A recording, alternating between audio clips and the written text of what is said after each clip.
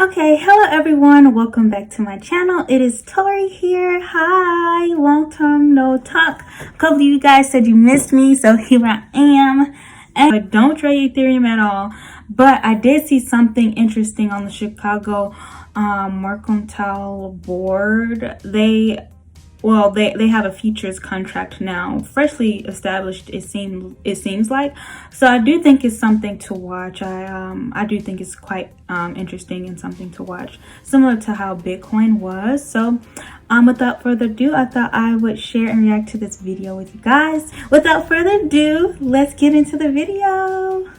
You will have picked up that I am a big fan of Ethereum. I first began highlighting Ethereum as an investment back in July last year. This is my first time seeing this channel. The price was only $250. Today, it's around $2,500. That's a 900% increase in just 1 year. Wow. Well, as I continue analyzing everything going on in the crypto space, it only seems that Ethereum will be going much higher. Today, I've got a great video for you guys. And I can slightly agree with him.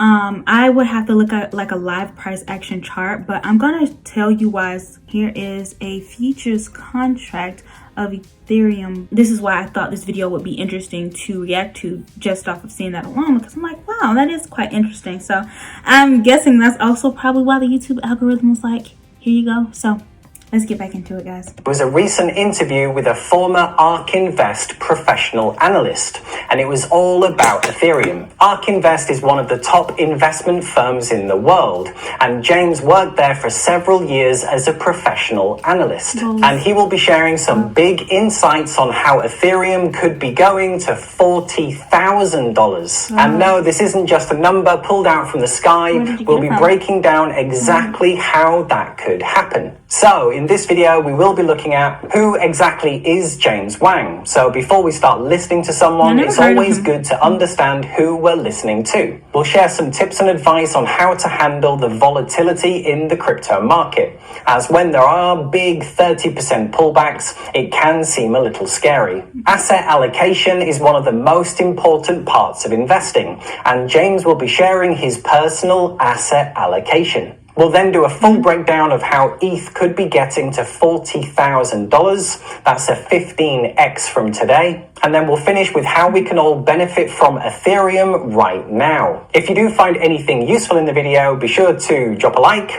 Always very much appreciated. I promise I haven't watched this before. I just knew that was coming as a fellow YouTuber. Okay, first up, who exactly is James Wang? Here is a snapshot look. Check it out. Well, his professional training and degree is in computer engineering. Woo! He then has recently worked as an analyst at ARK Invest for the last 6 years. Okay. And before then, he did 9 years as a product manager for NVIDIA. So I'd say obvious strong points is going to be in analysis, digital, and technology. Yeah, so first up, we recently had a big 30% pullback in crypto. So what's his thoughts on the volatility of the crypto market? Maybe it just repriced to a discount. But usually when it's those huge dips like that in overall bullish markets, it's an opportunity to buy. Let's find out.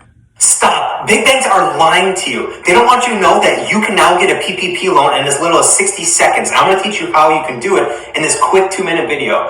I'm Nat Smith. It's nothing. In crypto land, this kind of price movement, 5-8% on a given day, that's nothing. That's like the cloud passing over New York. It happens all the time. That's true. It's so huge, and that is kind of like notating the differences between, let's say, Euro USD versus US 30 or something like that, the equivalent to Dow Jones. So yeah, it's really nothing. And then crypto is like even bigger and more volatile than well, not volatile, but the pip points are worth more than the points within US 30 and the points within Forex markets. So yeah, if you're worried about if this shakes you out, you should not be in crypto, because this will happen every couple of weeks or days sometimes. Yeah, whenever there needs to be a repricing to a discount level. if it's an overall bullish market. And when it really tanks, like we're talking 30-40% down in a single day. So if that doesn't sound like your cup of tea, stay in the S&P 500. Especially if you don't have time to invest in individual stocks. Of course, look at an index to invest in long term, and live on the higher time frame charts if you just don't have the time to be there throughout the day. But what he's just said is really, really funny. So with crypto, I say you really have to know what you're doing. I know a lot of people who are actually successful within crypto, and they focus on small intraday price moves. Some who trade similar to the style that I like to use, and some who don't, who are more indicator based. All in all, like the best advice I ever heard about trading is a net sum zero game. So to each his own, just try your best, do your best, but I definitely would not recommend it for beginners. But let's see what our dear brother Nathan has to say. If volatility is too much for you, then it's probably better to stick with the S&P 500. Simple and straight to the point, I think. Here's the thing, crypto and Ethereum are constantly doing these big 30% pullbacks. And at the time, it can seem pretty scary and that the whole thing is going to come crashing down. I'm just curious. I just have to look at a chart. Let's see. Let's do, what's it called? Ethereum. We're going to compare it to USD. Look. USD, and let's look at Coinbase. Oh yeah, she's just been, it's in a huge consolidation. I don't know anybody who would be happy within this unless you're working off of like smaller time frame charts. 1 month in crypto is a little bit like 5 years in the stock market, and it's just something that we're going to have to get used to. Funnily enough for me, once you've been through a 90% crash that's come down over a 2-year period, then the 30% crashes that last 1 to 2 weeks are actually not too bad.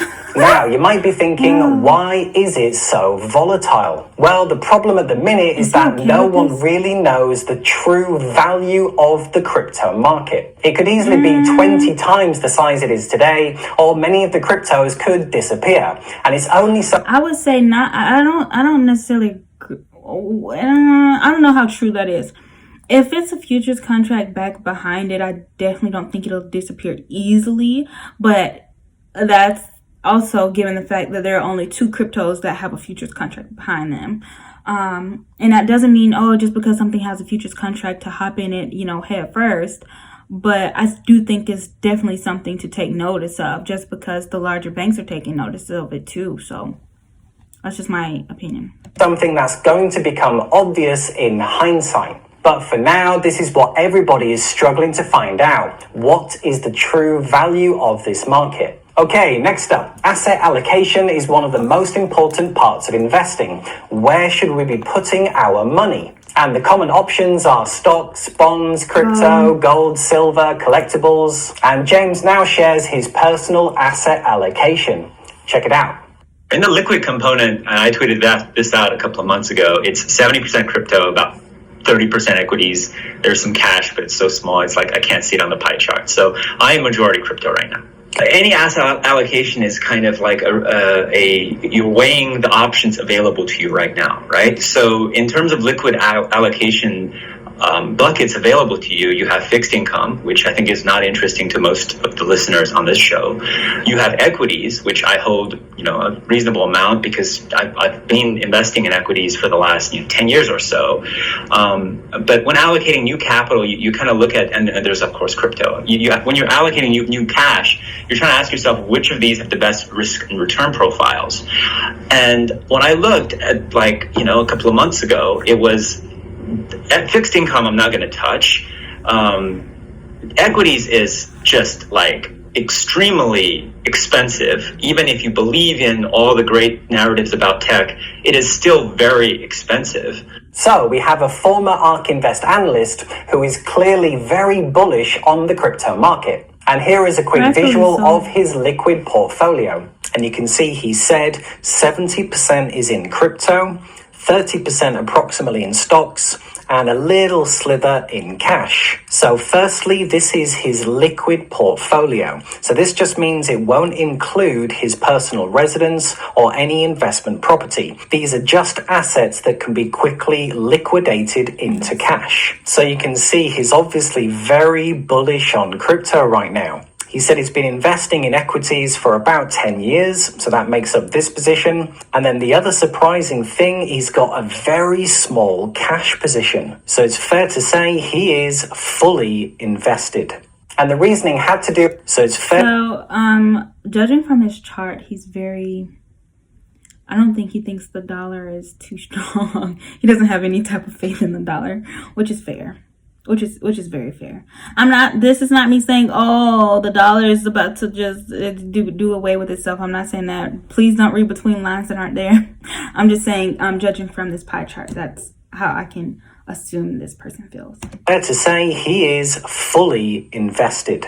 And the reasoning had to do with the different risk and reward profiles for each of the different asset classes. Fixed income or bonds are at historic lows. Stocks are very expensive right now, so it's crypto that is giving the best upside potential when compared to its downside risk. But remember, it all comes down to your personal risk tolerance. And what is the actual risk? Well, that is what everyone is still trying to figure out. So now we have the big Ethereum price prediction of $40,000. And that's a big increase from today's price, which is around $2,500. So how exactly is Ethereum getting to $40,000? Let's find out. In 2017, we weren't sure what Ethereum was able to do. We only had this idea that, this could be a new kind of computer for the internet, a new platform for the internet. But we had no idea. So all kinds of ICOs, initial coin offerings came out, and we had stuff from Dentacoin and weird things that didn't make any sense. Over the last 2 years or so, 2 use cases actually have emerged for Ethereum. One is this thing called Decentralized Finance, or what people call DeFi, basically using Ethereum to do things that banks used to do, borrowing, lending, and things like that. The other one is NFTs, non-fungible tokens, where essentially any artist now has a piece of magical software that allows them to mint unique and scarce digital assets. We could never create scarce digital assets prior to, practically speaking, Ethereum's kind of NFT technology. So now we have these 2 things. If you try to value Ethereum 3 years ago, you couldn't have come up with any of these because you wouldn't have known ahead of time that they were going to be invented. Right. So narrowly speaking, you could value Ethereum's opportunity in terms of the scale of the financial system if you just look at DeFi, and that's roughly speaking about $3 trillion a year. That's the amount the global banking and auditing system it generates per year, about $3 trillion. But yeah, basically it's if you just want to take a conservative view, take the global financial system and the banking system and the auditing system, $3 trillion in revenue a year. If Ethereum captures 0.1% of that revenue, it would be worth about $4,000 a token. If it captures 1%, it would be worth $40,000 per Ethereum, per Ether. And that's a 20x from where we are today. So that's very clear. And that's only one use case, right? And because it's a platform, it can 6 months from now, we could be talking about some entire new case we couldn't have imagined and estimated right now. So basically, the global financial system is doing about $3 trillion in revenue per year.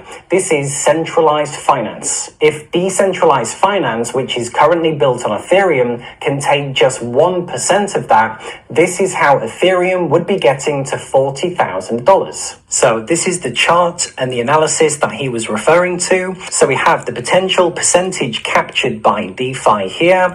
We have the revenue of the global financial system here.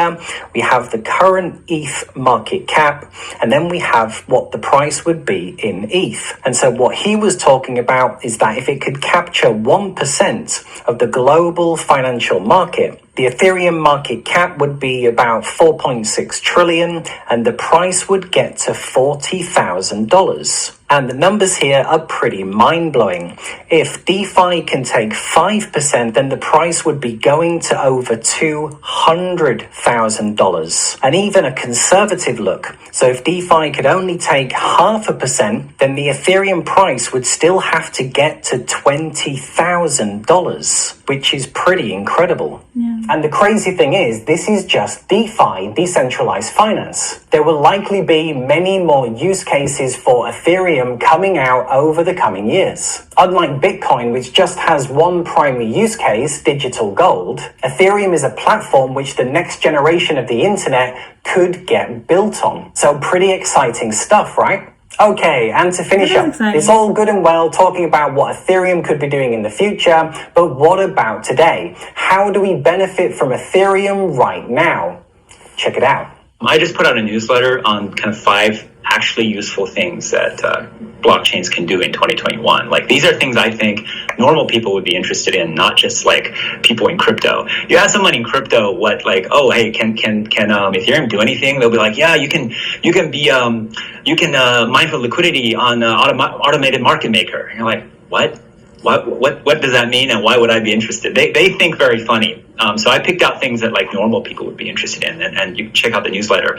But I think all of the things we talked about, lending is by far the most no-brainer activity you can do, because just the number of people who have a bank account is in the billions, and the number of people who would be interested in earning a above inflation. Couple housekeeping rules and notes to take. I am not a mentor. I'm not a mentor. I don't have any other social medias outside of YouTube and Twitter. However, I never reach out to anyone via Twitter account or respond to any DMs or messages at all whatsoever. If you have any questions or you want to communicate with me, please do so below. I will publicly, answer your questions or talk to you if you want to.